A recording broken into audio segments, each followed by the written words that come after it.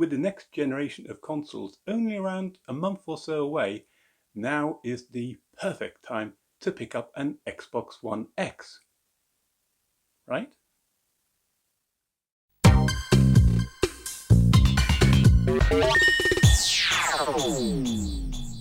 Hi, welcome to the Mammoth Tech Show.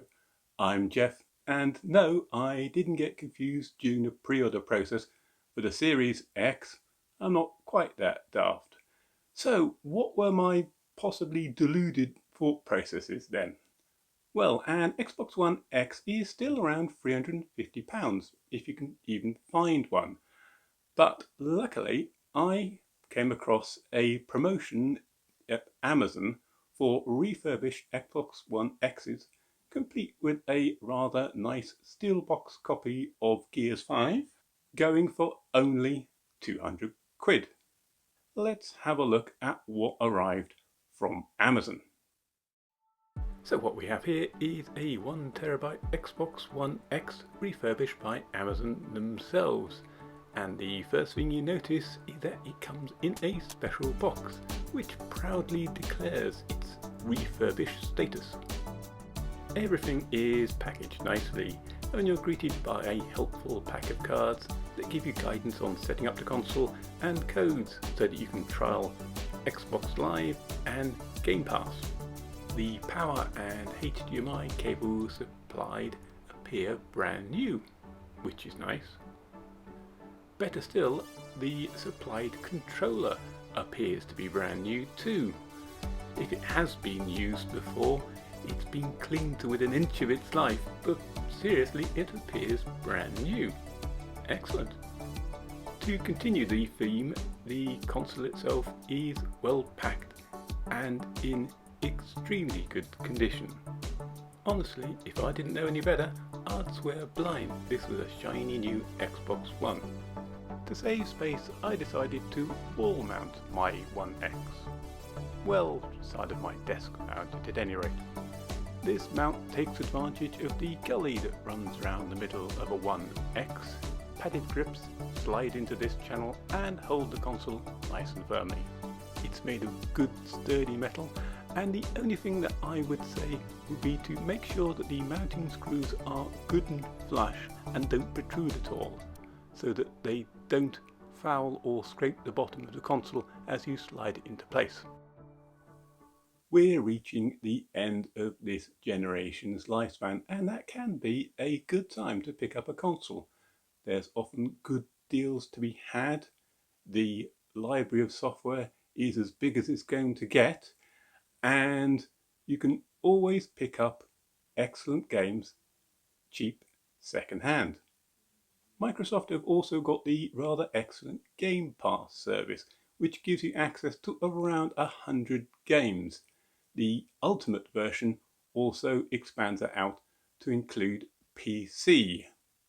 This range has been expanded still further with the recent announcement that the EA version of the service, EA Play, will be rolled in to Xbox Game Pass for no additional charge, expanding the range of titles available on this service still further. So, in isolation, this refurbished Xbox One X from Amazon seems a great deal. But there is an elephant in the room. This particular pesky pachyderm is the Xbox One Series S.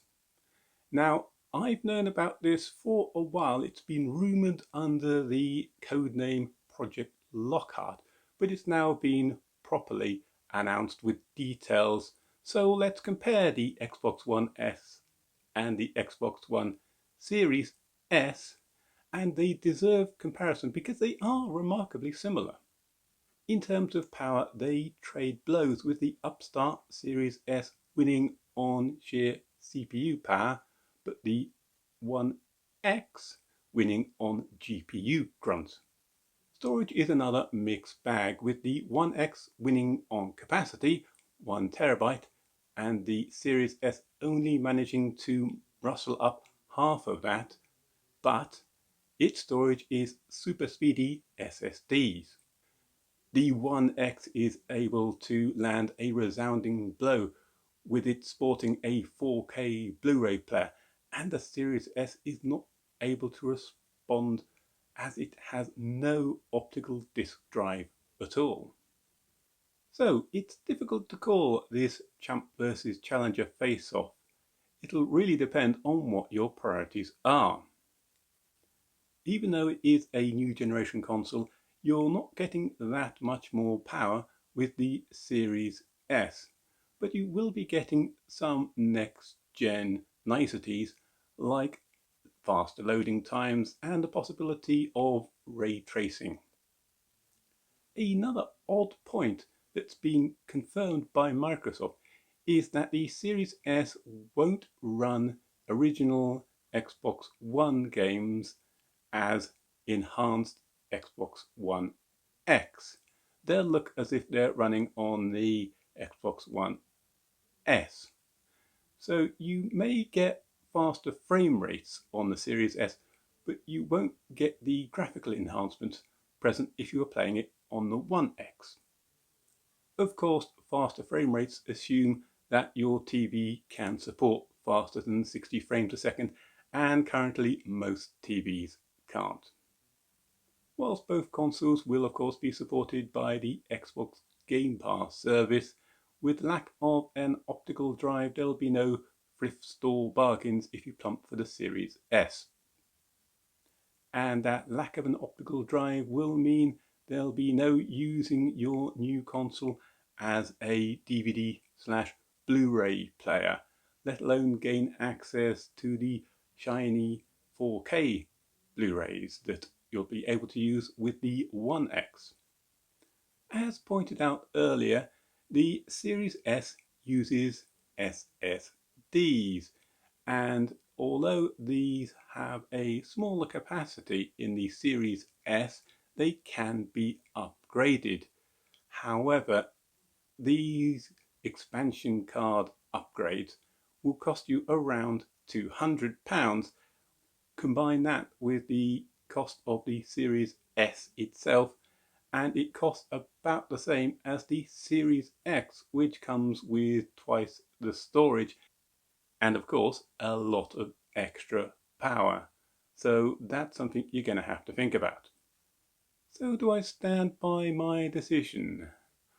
Well, to answer the question I set right at the beginning of this video, is this the right time to pick up an Xbox One X? Well, the answer is definitely, as in it definitely depends if you can pick up the right deal. I reckon for the fun I'm getting out of my Xbox One X, it was a bargain. The new console generation are not showing any real killer apps as they used to be referred to as. It's just all a little bit shinier, and that extra few wisps of grasps or glint of reflective metal don't really add up to the extra cost, if you ask me. Not quite yet, at any rate. I reckon my One X will serve me proud for some time to come, at least until the new generation has found its feet and gives us more reason to invest in it. Sometimes it's worth jumping in on a new generation right at the beginning if there's something radically new on offer, but Sony and Microsoft's offerings are more evolution than revolution.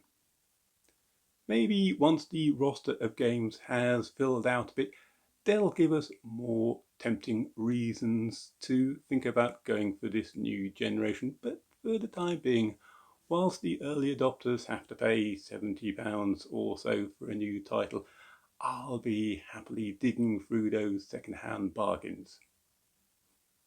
But what do you think? Am I crazy? Let us know in the comments. Are you going to hang on to what you've got, or are you going to try the new console generation, or are you just going to ignore consoles completely and just carry on playing on your PC? Well, that's it for us. If you enjoyed this, give us a like, and as I said, comment below if you'd like to see more from us. please subscribe. But I've been Jeff, this has been the Mammoth Tech Show, and you've been very kind to watch. Thank you very much.